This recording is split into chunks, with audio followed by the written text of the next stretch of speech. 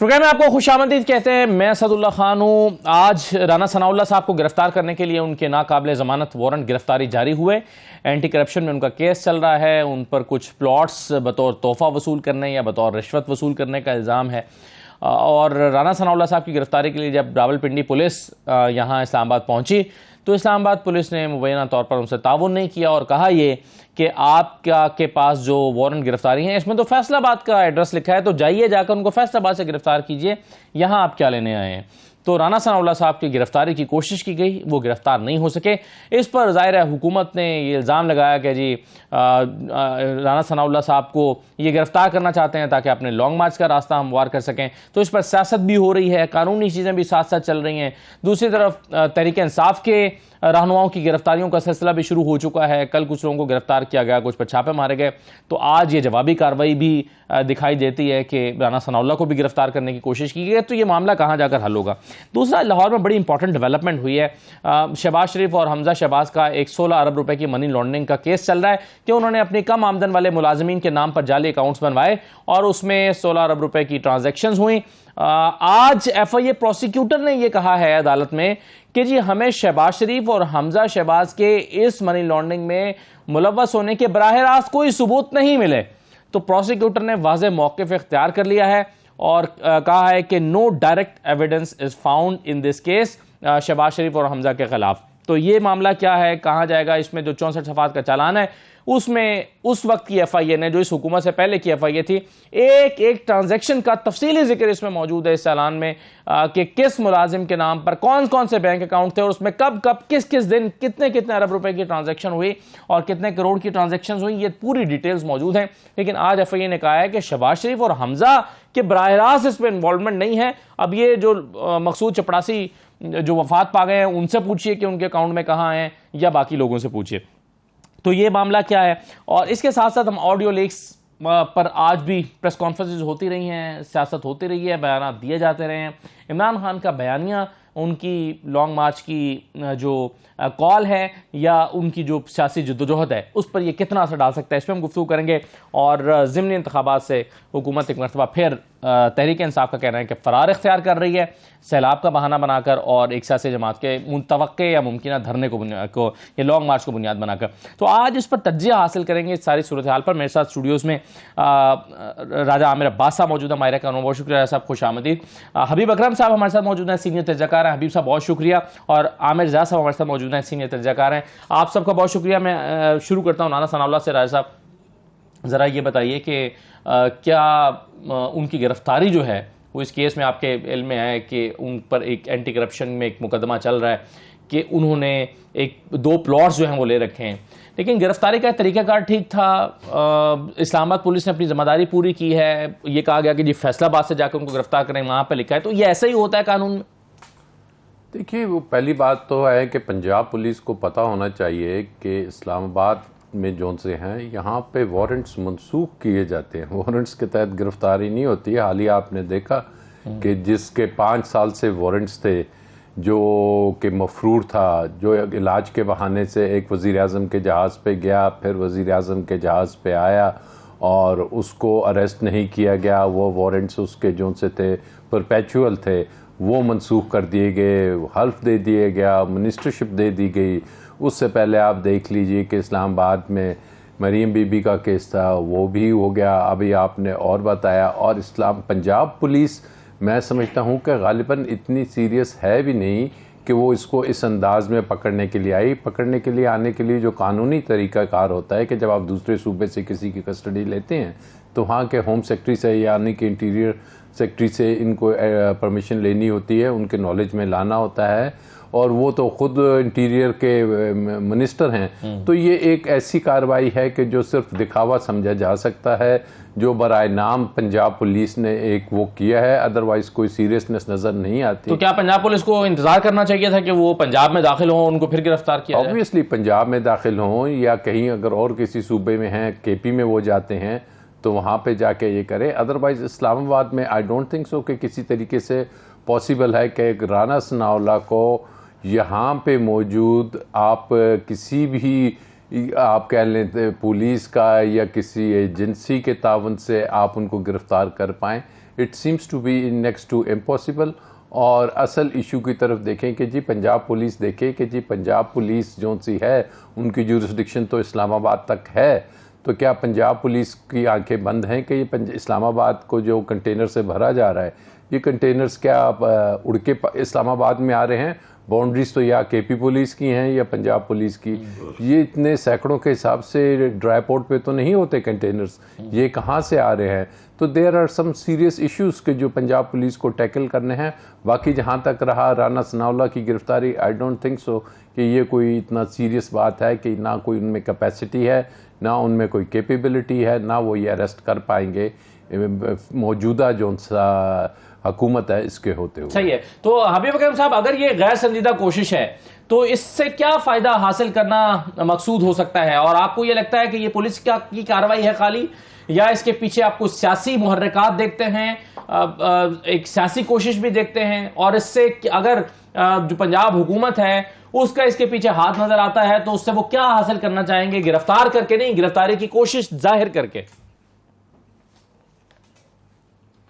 असदुल्ला साहब, पाकिस्तान में एक बात हमें समझ लेनी चाहिए कि पाकिस्तान में प्रोसिक्यूशन और परसिक्यूशन ये दोनों हम मानी अल्फाज हैं, बल्कि मुतरादिफात हैं। यहाँ पे किसी के खिलाफ इस्तगासा होता है, किसी के खिलाफ मुकदमा होता है, तो मोस्टली उसके पीछे नीयत ये होती है कि इसको सजा मिले ना मिले, जुर्म इसने किया हो या ना किया हो, दरअसल इसको फंसा दिया जाए। तो हमारी ये जो अप्रोच है निचली सतह की, ये अप्रोच हमारी आला तरीन सतह पर भी है।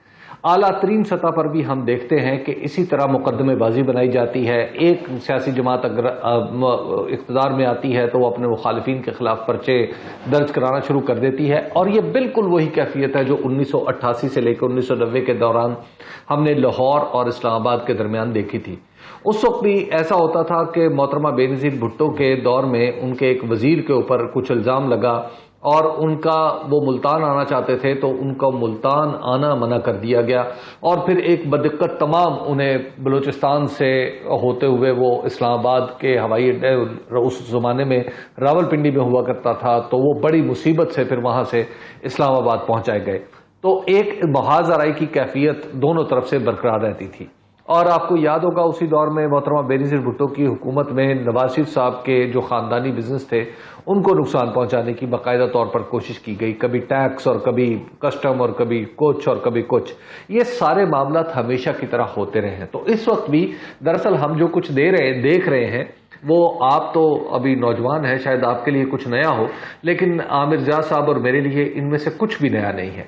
ये सब चीज़ें हम बर्बादी इस मुल्क की अपनी आंखों से इसी तरह देखते आए हैं। पाकिस्तान का जो कानूनी निज़ाम है उसका इन्हदाम हमारी आंखों से इसी तरह ब्रिक बाई ब्रिक हुआ है कि जब हमने अपने सिस्टम को एक दूसरे के खिलाफ इस्तेमाल करना शुरू कर दिया। तो इस वक्त भी एग्जैक्टली यही हो रहा है कि आप देख रहे हैं कि एक पहले हमारे इलेक्शन कमीशन को दाद दें कि उसने एक ऐसा फैसला फॉरेन फंडिंग का किया, छापे, इससे किसको क्या हासिल होगा? कौन क्या हासिल करना चाह रहा है सियासी तौर पर? अच्छा, दोनों तरफ से देखिए, बात यह है कि ये मामला शुरू हुआ है, इस पर्टिकुलर केस में मामला शुरू हुआ है विफाक से।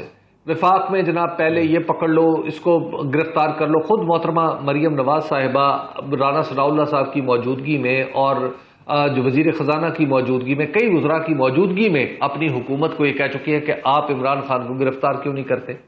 और गोया ये एक पॉलिटिकल ऑब्जेक्टिव है इमरान खान को गिरफ्तार करना या इमरान खान से रिलेटेड लोगों को, उनकी पार्टी से रिलेटेड लोगों को गिरफ्तार करना। अब इसका रद्द अमल में पंजाब से भी यही सलूक हो रहा है कि पंजाब में आप जरा तसव्वुर कीजिए कि एक सूबे में राना सनाउल्लाह जो हमारे वजीर दाखिला है उनके खिलाफ एक मुकदमा दर्ज हो रहा है। मुकदमा भी पता नहीं किस बुनियाद पे और क्या उसकी उन बुनियादें भी कुछ इतनी मुस्तहकम है या नहीं है। लेकिन आप देख लीजिए कि यहाँ पे वज़रा, वफाकी वज़रा के खिलाफ मुकदमे दर्ज हो रहे हैं। तो आप इससे ये दोनों पार्टियां आखिर क्या मैसेज देना चाह रही हैं?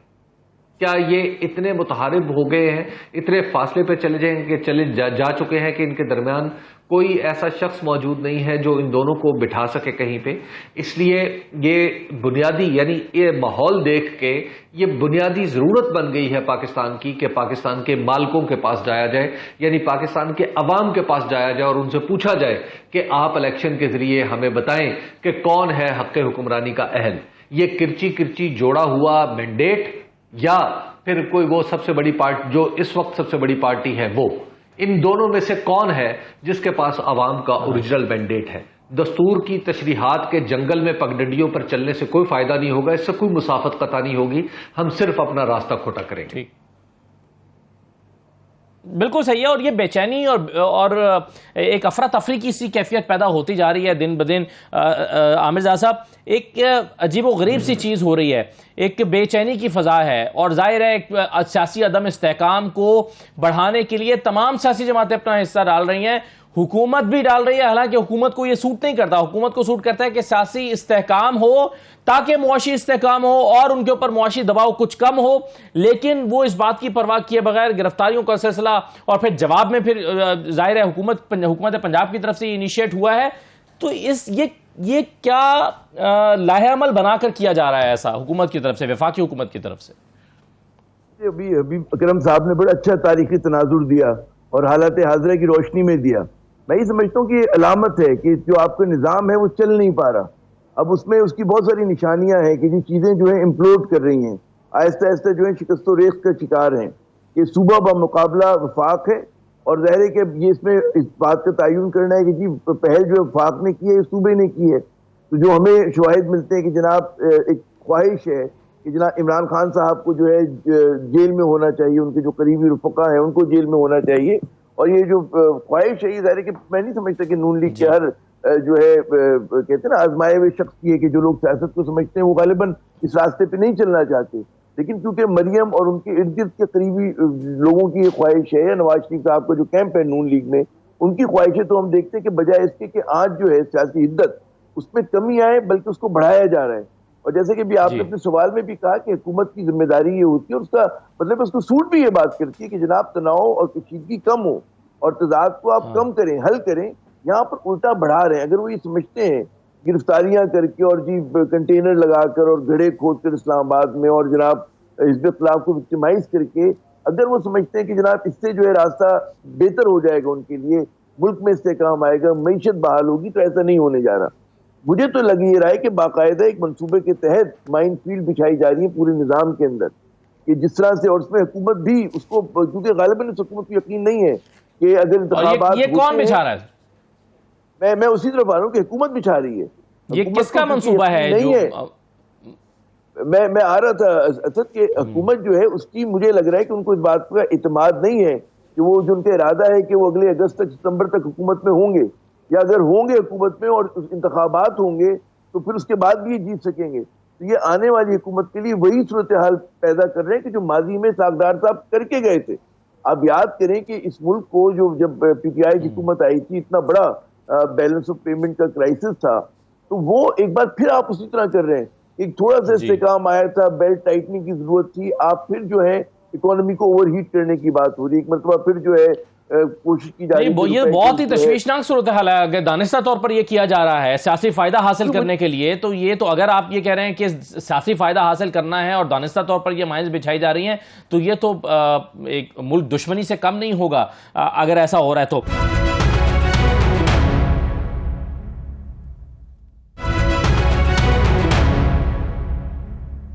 एक और चीज आज हुई है राजा साहब, वो ये है कि एफआईए ने आज एफआईए प्रोसिक्यूटर ने खड़े होकर यह कहा है कि जी वो जो 16 अरब रुपए की मनी लॉन्ड्रिंग का केस है उसमें शहबाज शरीफ और हमजा की बराह रास्त इन्वॉल्वमेंट के कोई सबूत हमारे पास मौजूद नहीं है, लिहाजा ये कोई केस नहीं है।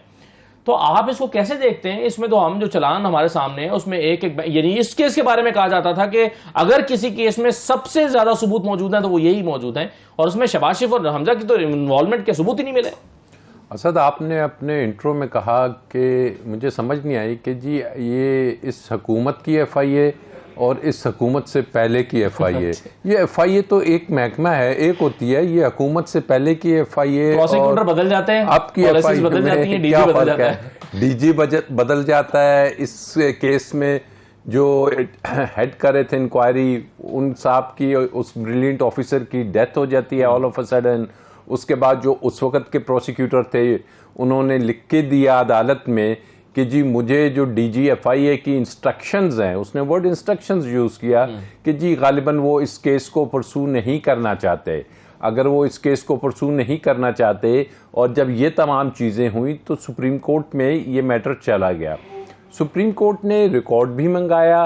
सुप्रीम कोर्ट ने ये भी पूछा कि जी ये प्रोसिक्यूशन किस किस्म की बातें कर रही है, और सुप्रीम कोर्ट ने कहा कि हम मॉनिटर करेंगे, हम देखेंगे कि जो पॉलिटिकल जो गवर्नमेंट है वो इन्फ्लुएंस ना करे अदारों को, और जो उनके केसेस वहाँ पे चल रहे हैं। और अब मेरे ख्याल में सुप्रीम कोर्ट के पास वो मैटर अब भी लाइव है, वो देख रहे हैं कि जी क्या हो रहा है। और अगर जौन सा है प्रोसिक्यूटर ये लिख के देता है कि जी कोई डायरेक्ट एविडेंस नहीं है इन दोनों साहिबान के खिलाफ, शहबाज शरीफ और हमजा के खिलाफ जी, तो मैं समझता हूं कि वो खुद से तो नहीं लिखेगा, अंडर इंस्ट्रक्शंस फ्रॉम DG लिखेगा, और DG होता है इंटीरियर मिनिस्टर के अंडर।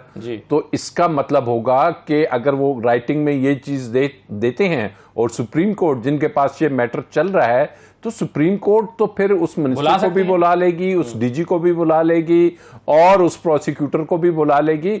जज तो बेचारा बैठा हुआ है वहां पे, वो तो बैठा है कि जी जनाब लाओ प्रोसिक्यूशन करो। लेकिन अगर ये स्टांस लिए गया, नहीं मगर सुप्रीम कोर्ट क्यों बुला लेगी? वो क्या मैरिट्स को देखेगी, इसकी पूरी इन्वेस्टिगेशन करेगी? जो सुप्रीम कोर्ट है ना, उसने देखना है कि इंसाफ होना चाहिए। सुप्रीम कोर्ट ये देखेगी कि उसकी मुताबिक अदालतों में किस किस्म की जो प्रोसिक्यूशन है, जो मेगा करप्शन के केसेस हैं, उनमें क्या हो रहा है। सुप्रीम कोर्ट ने, आपके इल्म में है कि रिकॉर्ड भी मंगा लिया है तमाम केसेस का। सुप्रीम कोर्ट ने जब इन्होंने आते ही ECL से नाम हटाए, तो सुप्रीम कोर्ट ने उस वक्त भी कहा कि जनाब आप खुद तो कैबिनेट जो 60% बेल पे है, वो कैसे अपने आप को ECL से निकाल सकती है। सुप्रीम कोर्ट इस वक्त जो इन्होंने लेजिस्लेशन की, नैब लॉज की अमेंडमेंट्स, उसको भी देख रही है। तो ये वो चीज़ें नहीं है कि जो अभी एक दिन में अगर प्रोसिक्यूटर बेचारे की गर्दन पे आप ये डाल देंगे, ये मैटर कल को खुलेंगे, और इसमें चाहे DG हो चाहे मिनिस्टर हो, they would be called by the supreme court, और इनको बुलाया जा सकता है, और इनके खिलाफ काफ़ी चीज़ें होंगी। बिकॉज इस तरीके से नहीं किया जा सकता कि मकसूद चपड़ासी, एक वो चीनी वाला था या दूसरे थे, या इसमें और जो उनसे गवाह हैं, वो कह दें कि जी डायरेक्ट तो कोई कभी मुलव्वस नहीं होता। वाइट कॉलर क्राइम क्या होता है, मनी लॉन्ड्रिंग क्या होती है कि जनाब आपने लेयरिंग करके, आपने पैसे को छुपा के बैरून मुल्क भेजा और फिर वहां से वापस मंगाया। मसूद चपड़ासी तो कभी ट्रैवल करके नहीं गया था, लेकिन वो पैसा उसने को यहां से हुंडी के जरिए बैरून मुल्क जाता था, वहां से वापस मकसूद चपड़ासी के अकाउंट में आता था। वो कि जनाब इसने कहीं इन्वेस्ट करना है, वो कहां पे इन्वेस्ट करता था? पैसा ट्रैवल करके इनके अकाउंट्स में जा रहा था। अगर इस फैमिली के अकाउंट्स में वो पैसा उस चपड़ासी के या दीगर लोगों के अकाउंट से जा रहा है, तो हाउ अ प्रोसिक्यूटर और एनीबॉडी कैन से तो देखें कि ये चालान में तो इन मुलाजिमीन की सैलरी स्लिप्स लगी हुई हैं, इनका अपॉइंटमेंट लेटर लगा हुआ है कि जब ये अपॉइंट हुए थे तो 8,000 रुपए तनख्वाह थी, फिर ये बढ़ते बढ़ते अब इनकी इस वक्त की तनख्वाह 25,000 रुपए थी, इनके अकाउंट में अरबों रुपए की ट्रांजेक्शन हो रही हैं। लेकिन ये साबित नहीं कर सक रही ना प्रोसिक्यूशन के ये जो ट्रांजेक्शन हैं ये शहबाज शरीफ के लिए हो रही हैं या उनकी हैं, और हमजा ये बड़े क्लियरली एस्टैब्लिश्ड है कि उसके अकाउंट में आया। क्या उसने घर में ले जाके वो पैसा दफन कर दिया? नहीं, उसके अकाउंट से अगेन ट्रैवल होता है जी। और वो जहां पे ट्रैवल करके लैंड करता है वो इसी फैमिली के अगर अकाउंट्स हैं तो they are directly involve. I think अगर ऐसी कोई होती है तो सुप्रीम कोर्ट इसमें डेफिनेटली इसमें कॉल करेगी रिकॉर्ड, और देखा जाएगा कि जनाब ये किस तरीके से, क्या हुकूमत को ये इख्तियार है कि भले से FIA उनके अंडर हो, लेकिन उसको प्रेशराइज करके या उसका DG चेंज करके या प्रोसिक्यूटर चेंज करके आप जो मुल्क की लूटी हुई रकम है या जो एक ऑफेंस है, एक जुर्म को इस अंदाज में खत्म किया जा सकता है। सुप्रीम कोर्ट ने आते ही जब ये हुकूमत आई थी तो चूंकि इसका रिकॉर्ड मंगवा लिया था तो वो इसको इंटरवीन कर सकते हैं, देख सकते हैं, बुला सकते हैं मुमकिन तौर पर। बिल्कुल सही है। और आप ये कह रहे हैं कि DG FIA को भी बुलाया जा सकता है कि जी ये आपने किस प्राइम रिस्पॉन्सिबिलिटी तो DG FIA की। बिल्कुल ठीक है। हबीब अकरम साहब, सर ये बताइए कि हवाएं बदल रही हैं, माहौल तब्दील हो रहा है, हालात तब्दील हो रहे हैं, फ़ज़ा बदल रही है। हमने देखा कि इसहाक डार साहब जो 5 साल से आ नहीं पा रहे थे वो आ गए। मरियम साहिबा का केस अचानक कंक्लूड हो गया और उसमें बहुत सारे तज्ज़ियाकारों की राय में नैब ने अपनी जिम्मेदारी पूरी नहीं की और नैब के पास जो डॉक्यूमेंट्स मौजूद थे वो उन्होंने वहां पर खामोशी इख्तियार कर ली। बहुत सारे सवालों का जवाब इसलिए नहीं दिया, बावजूद इसके कि उनके पास जवाब मौजूद थे उन्होंने नहीं दिया। अब क्या वजह है, क्यों नहीं दिया, ये मालूम नहीं है। लेकिन ये हुआ, मरियम साहबा की एक्विटल हो गई और अब ये आज जो हो रहा है मनी लॉन्ड्रिंग केस में, आपके लिए हैरान कुन है? देखिए, हमें ये ज़हन में रखना चाहिए कि बाज़ औक़ात बाज़ मुल्कों में जो कानून अपना रास्ता नहीं बनाता बल्कि कानून की मिसाल एक बादबानी कश्ती की तरह की है, जिसका ना पतवार है ना कोई मल्ला है, बल्कि जिस तरफ की हवा चलती है उस तरफ कश्ती भी चल पड़ती है। जिस तरफ बहाव होता है पानी का, कश्ती भी उस वक्त तेज़ी से चलने लगती है। तो बाज़ औक़ात कानूनी मामलात को देख के अगर किसी के जहन में ये गलतफहमी होती है या बदगुमानी आती है तो मेरा ख्याल है कि वो इतनी अनफाउंडेड नहीं है या इतनी बेबुनियाद नहीं है। पाकिस्तान के अंदर माजी में भी हमने देखा है कि हमेशा जो फैसले हैं वो बहुत दफ़ा फैसले ऐसे वक्त में होते हैं पॉलिटिकल लोगों से मुतल्लिक जब उनकी खुद अपनी हुकूमतें होती है। सदर जनाबे ये भी कोई आज ये जो आज काम हुआ है, कुछ अर्सा पहले जनाबे सदर आसिफ अली जरदारी साहब के साथ यही हुआ था कि उनको उन्हीं के दौरे हुकूमत में माशाल्लाह रिलीफ मिल गया था। जनाबे नवाज शरीफ साहब जब तशरीफ़ लाए थे पाकिस्तान, आपको याद होगा जनरल परवेज़ मुशर्रफ के दौर में, तो ज़्यादा अच्छी तरीके से राजा साहब बता सकते हैं कि वो जो लिमिटेशन एक्ट है उसके अंदर शायद आज तक एक ही फैसला पाकिस्तान की तारीख में हुआ है कि जिसमें कंडोन किया गया कि जनाब इतने अरसे में अपील दायर होनी है, वो नहीं हुई। ये जो मोहतरम नवाज शरीफ साहब का बाहर तशरीफ़ ले जाना है, जनाब इसहाक डार साहब का वतन वापस तशरीफ़ लाना है, और फिर जी वो जो सारी चीज़ें हैं, ये आपको कभी कभी लगता है कि पाकिस्तान में जो कानून का जो अमल है, मैं इसमें काफ़ी मोहतात रहना चाह रहा हूँ असद, और मेरे पास अल्फाज की काफ़ी कमी है। वो ज़रा मुझे माफ़ कर दीजिएगा कि वो अल्लामा इकबाल ने कहा था कि जब गुफ्तार के उसलूब पे काबू नहीं रहता, जब रूह के अंदर मुतलातम हो ख्यालात। तो बात यह है कि मैं अपने गुफ्तार के उसलूब को काबू करने की पूरी कोशिश कर रहा हूं और निहायत अदब के साथ अर्ज करने की कोशिश कर रहा हूं कि इसी तरह की सूरत हाल की वजह से पाकिस्तान जो है, जब पाकिस्तान की रूल ऑफ लॉ के हिसाब से दर्जाबंदी की जाती है तो पाकिस्तान नीचे से बिल्कुल आखिरी मुल्कों में उसका शुमार होता है। तो ये कोई वजह कुछ ऐसी ही होगी ना। जी बिल्कुल सही है। राइट सर, मैं इस पर आमिर ज़ा साहब की राय भी लेना चाहूँगा और फिर मैं एक और इनिशिएट करना चाहता हूँ डिस्कशन को कि ये जो ऑडियो लीक्स का मौसम चल रहा है, इससे किसको कितना नुकसान हो रहा है और किसके बयानिए पर ये लीक्स कितना असरअंदाज हो रही हैं। इमरान खान की क्या ये बात मानने के लिए लोग तैयार हैं कि ये डीप फेक है, या हुकूमत की ये बात मानने के लिए लोग तैयार हो जाएंगे कि इमरान खान जो है वो साजिश कर रहे थे और साइफर झूठ है। इमरान खान के बयानिए पर ये ऑडियो लीक्स कितना असरअंदाज होंगी, इस पर भी गुफ्तगू करते हैं। एक ब्रेक के बाद वापस आते हैं।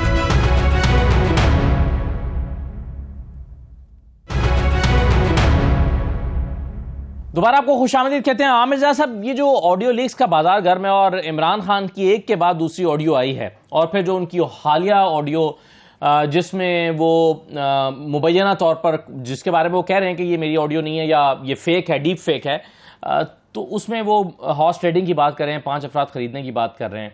आपके ख्याल में उनके बयानिए को कितना हर्ट करेंगी ये ऑडियोज जो एक एक करके हमारे सामने आ रही हैं? तो मुझे अगर इजाजत है कहने की कि जो ज्यादा फिक्र की बात है वो इन ऑडियोज में जो कंटेंट है वो इतना नहीं है, बल्कि ये है कि जी टेप किसने किया, किसने रिकॉर्ड किया और कौन लीक कर रहा है। पहला बुनियादी सवाल ये है कि अगर प्राइम मिनिस्टर हाउस में ये सब चीजें मुबैना तौर पे अगर फर्ज करें टेप की गई हैं तो पूरी की पूरी सिक्योरिटी कॉम्प्रोमाइज हो जाती है। और वहां सिर्फ इमरान खान जो है वो सिर्फ इसकी बात नहीं करते कि जी उन्होंने किस अपनी मुखालफिन के खिलाफ क्या बात करनी थी, बल्कि ये बात भी होती होगी, यकीनन होती होगी, और रिकॉर्ड होंगे जब इसका रिकॉर्ड है कि जनाब किस मुल्क से हमारे क्या ताल्लुकात हैं, किससे हमारा और जो सिक्योरिटी के और सेंसिटिव हसास मामला हैं वो भी डिस्कस होते हैं। और वो शहबाज शरीफ साहब के दौर की भी हमने ऑडियो सुन ली और इमरान खान साहब के दौर की भी। तो पहला जो मेरा कंसर्न है बहुत सारे पाकिस्तानियों को होना चाहिए वो यही है कि जनाब ये टेप किसने किया और कैसे लीक हो रहा है। फिर दूसरी बात ये कि जो आज की अगर आप पोलराइज सियासत देखें तो उसमें मैं नहीं समझता कि जो सब बंदी हुई भी है, जो इमरान साहब के चाहने वाले हैं वो उसी तरह रहेंगे, और जो मतलब है नवाज शरीफ कैंप के लोग हैं वो भी उसी तरह रहेंगे। तो ऑडियो आया, जैसे आप लोग समझते हैं ना कि इतने बड़े बड़े करप्शन के केसेस आए शरीफ फैमिली के खिलाफ, लेकिन जो उनकी सपोर्ट बेस है वो उसी तरह इंटैक्ट है। और इसी तरह इमरान खान के भी अगर आप देखें तो उसी तरह जो आप किसी भी तरह की वीडियो लीक्स लेकर आ जाएं, आप अगर सही भी हो तब भी मैं नहीं समझता कि उनकी सियासत पे कोई असर पड़ेगा, क्योंकि जो उनकी पॉपुलर सपोर्ट बेस है वो उसी तरह से कायम दायम है। और ये हर पार्टी का एक अपना कैप्टिव क्राउड है, चाहे वो पीपल्स पार्टी हो, एमक्यूएम हो, एएनपी हो, तो लोग इसी तरह से तकसीम है। तो मुझे वो नेपोलियन का जुमला याद आता है कि जी वो there are no friends in politics, there are only enemies and lovers. तो हमारे सियासत में भी लवर्स हैं, चाहने वाले हैं। उसी जमाने की हम सियासत भी करते नेपोलियन के अहद की, क्योंकि वो वाला नहीं है कि हमारा मंशूर पे लोगों को डिसाइड कर रहे हो कौन कितना ईमानदार है, इसकी कितनी पब्लिक सर्विस है। तो मैं समझता हूँ ये सारे डिस्ट्रैक्शंस हैं और ये प्रोपेगेंडे की वो टेक्निक्स हैं कि जिसका जो है उससे कोई मनफी काम तो आप ले सकते हैं। सियासत को मुसलसल आप उसका जो कहते हैं ना कि हर वक्त देख जो है चढ़ी रहेगी, उबलती रहेगी, लेकिन वो किसी सिम्प पे नहीं जाएगी। और वो चाहे वो इमरान खान जो है या पीटीआई के लोग अगर इस तरह का प्रोपेगेंडा करते तो अपनी दिल को तसल्ली देते हैं, इसी तरह जो उनके मुखालफीन हैं वो इमरान खान को कितना ही टारगेट कर लें।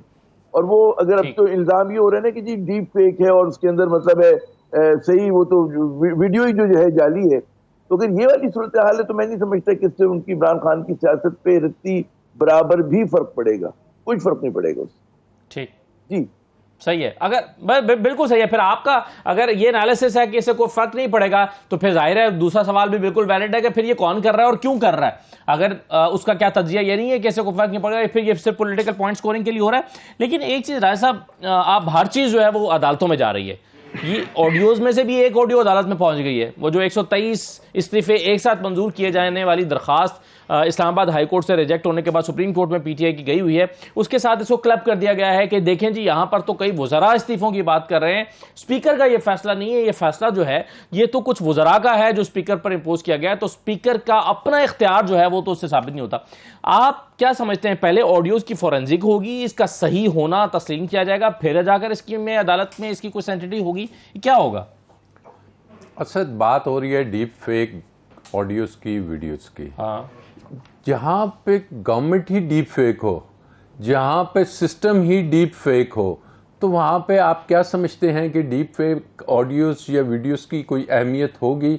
यकीन करें कि अगर आप सोशल मीडिया पे चले जाएं तो आपको ये जितनी भी आ रही हैं डीप फेक वीडियोज़ या ऑडियोज़ आ रही हैं, इनको अगर आप व्यूअरशिप देखेंगे ये उससे कई गुना कम है। हाँ। कि वो जो एक कोई आ रही है एक वीडियो कि जी वो जो हमारे चीफ एग्जीक्यूटिव साहब हैं वो कह रहे हैं कि जी मैं तो मांगने नहीं आया। कभी आप देख लें कि लोग उसको ज़्यादा देखना चाह रहे हैं, उसको ज़्यादा देख रहे हैं, या वो जो वो अपना कान में ईयरफोन लगाने की कोशिश कर रहे थे उसकी व्यूअरशिप ज़्यादा है। तो अवाम अब ये डीप फेक ऑडियो, बल्कि जिनके बारे में 100% हमें यकीन है कि ये फेक ऑडियोज हैं वो इससे बेहतर बनाई गई हैं, उसकी क्वालिटी इससे बेहतर है। यहाँ पर पैचेस ज्यादा वीडियोस या ऑडियोस में इंटरेस्टेड नहीं है। अवाम एक चीज को ही देख रही है और वो ये समझ रही है कि ये तमाम का तमाम जो असल इशू है फौरी जनरल इलेक्शंस, उससे दूर रखने के लिए अवाम को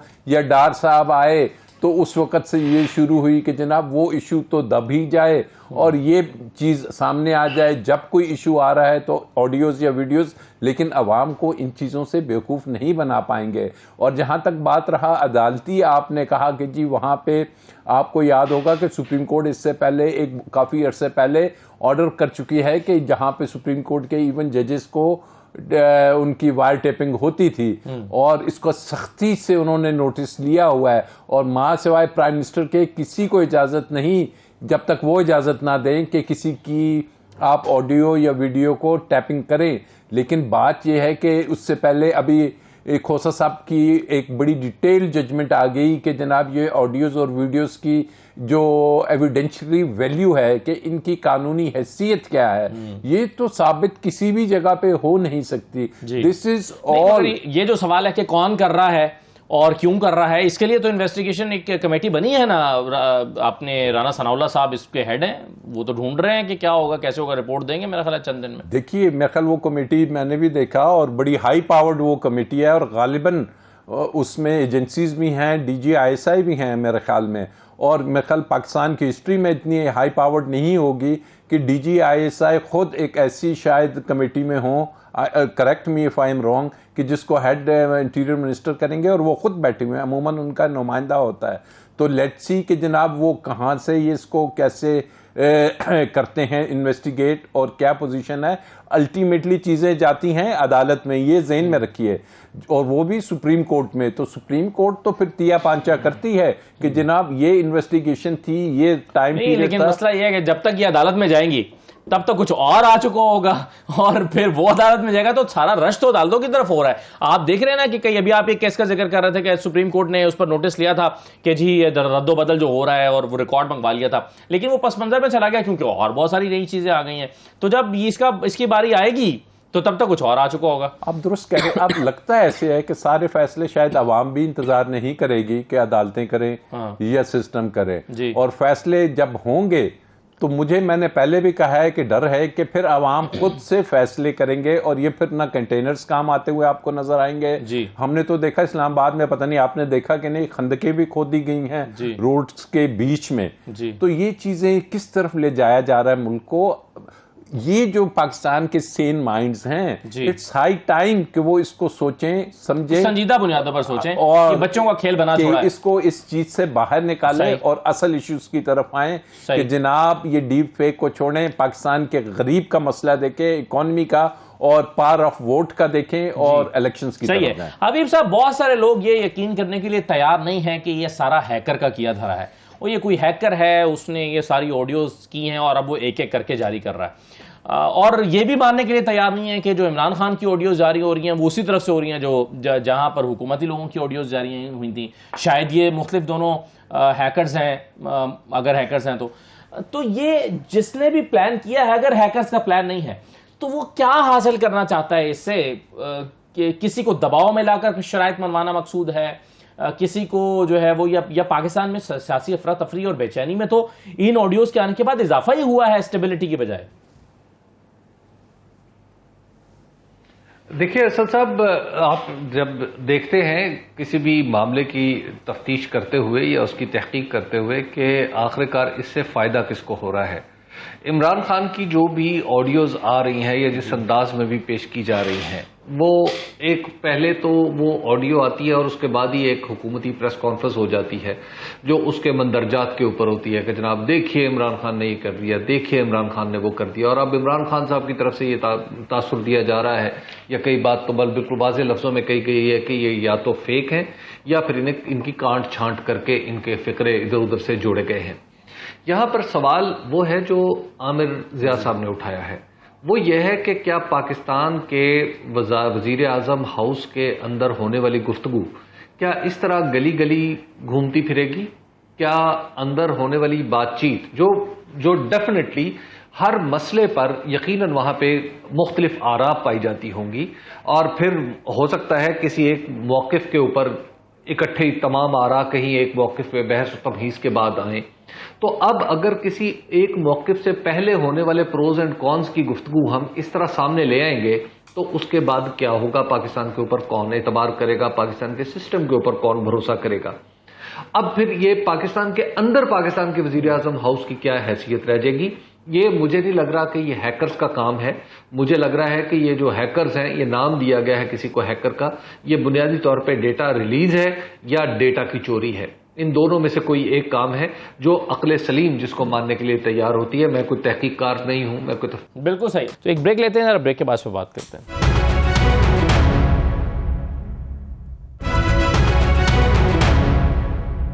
दोबारा खुशामदीद कहते हैं आपको। आमिर ज़िया साहब, लॉन्ग मार्च देख रहे हैं इमरान खान साहब का अगले 10 दिन में? कि लॉन्ग मार्च एक तरह का आखिरी जुआ होगा, और जाहिर है कि बहुत सारे लोग चाहते हैं कि जी लॉन्ग मार्च हो जाए, उनके जो जज्बाती सपोर्टर्स हैं, हिमायती हैं, लेकिन बतौर पाकिस्तानी और हम सब की ख्वाहिश होनी चाहिए कि लॉन्ग मार्च की नौबत ना आए, और उससे पहले कोई मतलब है बीच की राह निकल आनी चाहिए। इसके इम्कान जाहिर है कि नजर नहीं आ रहे, क्योंकि जाहिर हुकूमत बौखलाहट का शिकार है। वो पैदर पे ऐसी काम करी कि जिससे मजीद वो चाह रहे हैं कि इमरान खान जो है वो सड़कों पे निकले, और बकौल उनका गालिबन तजिया ये होगा कि सड़कों पे निकलेंगे तो फंसेंगे। तो वो तो चाहते हैं कि इस तरह की हरकत हो, लेकिन ख्वाहिश ये होनी चाहिए कि ना हो, क्योंकि अगर सड़कों पे आ जाते हैं और फिर देखें दो चीजें हो सकती हैं, दो तीन इम्कानात हो सकते हैं ना, आप अगर सिनेरियो बिल्डिंग करें। एक ये हो सकता है कि मतलब है कि फिजल आउट हो जाए, जैसे हुकूमत दावा कर रही है कि इमरान खान उतनी बड़ी मोबिलाइजेशन ना कर सकें, या फिर इमरान खान वो मोबिलाइजेशन करें और वाकई आके इस्लामाबाद को डिसीज कर दें, उसको हर तरफ से घेर लें, अंदर दाखिल हो जाएं। उस सूरत में भी आपको इस बात का नहीं पता होता कि आजकल अवाम बहुत झुलाए हुए हैं, गुस्से में है। वो समझते हैं कि हुकूमत की जो लेजिटिमेसी है, इसका जायज होना है, वो इन क्वेश्चन है। वो समझते हैं कि जी महंगाई बहुत ज्यादा है, यहाँ पर मिसमैनेजमेंट हो रही है, करप्शन को हलाल किया जा रहा है जिस तरह से कानून साजी की गई है। तो उसमें चीजें जो है, जब लोग सड़कों पे आते हैं तो जरूरी नहीं कि जो सड़कों पे लेकर आए वो उनको काबू भी रख सकें। तो वो सिनेरियो कुछ भी हो सकता है। और आज आप देखें कि आप के दहशतगर्दी का अफरीद फिर सर उठा के खड़ा हो रहा है। आपके ख्याल में यहाँ प्रोवोक पर किया जा रहा है इमरान बहुत सारे खान को कि वो अगर चंद हफ्ते बाद का भी इरादा रखते हैं तो वो अभी आ जाएं? कंटेनर्स डाल दिए गए, उनको कहा कि आगे दिखाओ, तुम तो आ नहीं सकते। तो क्या उनको प्रोवोक किया जा रहा है? प्रोवोक भी करें, और एक कोशिश ये नहीं हो रही कि जी कोई मिलकर बैठकर इस मसले का हल निकाला जाए। मतलब है हमारी पार्लियामेंट इरेलीवेंट हो चुकी है, हमारे सियासतदान अब कोई ऑल पार्टीज कॉन्फ्रेंस नहीं करते, कोई नहीं करते कि जिस निजाम को बचाना कैसे है, चलाना कैसे, इस निजाम को अवाम दोस्त कैसे बनाना है। पूरी जो बहस अगर आप देखें, वजीर आजम साहब की जो इससे 2-4 दिन पहले प्रेस कॉन्फ्रेंस हुई थी, उससे पहले मरियम साहिबा की हुई थी, तो वो सिंगल पॉइंट एजेंडा था कि इमरान खान को किसी तरह डिमोलिश किया जाए। यानी कि इस मुल्क का जो सबसे बड़ा तजाद है वो इमरान खान है बकौल उनके, और उसमें कोई अवाम का तस्करा नहीं था, कोई हुकूमत के अपने प्लान नहीं थे। सिर्फ एक आपको एक झलक आती थी कि कोई कबायली या खानदानी दुश्मनी हो रही है, और पूरा का पूरा जो वक्त है वो आप सर्व कर रहे हैं एक आदमी की किरदार कुशी के ऊपर, और जिस तरह की जबान इस्तेमाल की गई है। तो वो मैं समझता हूँ कि खुद हुकूमत की भी ख्वाहिश नहीं, उसको पता है कि हुकूमत फंसी भी है। ये लोग इख्तियार में सिर्फ इसलिए आए कि उस तरह की कानून साजी करने के जो बड़े बड़े करप्शन के केसेज हैं, कुछ शहबाज शरीफ साहब के पास 2 केसेस जो हैं 29 अरब रुपए के, इसमें एक का भी आपने तस्करा किया 16 अरब रुपए वाला, और फिर जाहिर है कि वही FIA है, वही लोग उनको रिपोर्ट करते हैं। तो अब कानून साजी भी हो रही है, अफसर भी तब्दील हो रहा है, गवाह भी तब्दील हो रहा है, कोई किसी का इंतकाल हो रहा है, किसी का इंतकाल कराया जा रहा है। तो बड़ी अजीब व गरीब सूरत हाल है। तो मुल्क जो है, मुझे तो इस वक्त बड़ा खौफ आ रहा है कि आने वाले दिन जो है, आने वाले हफ्ते जो है क्या होगा, अहम होंगे।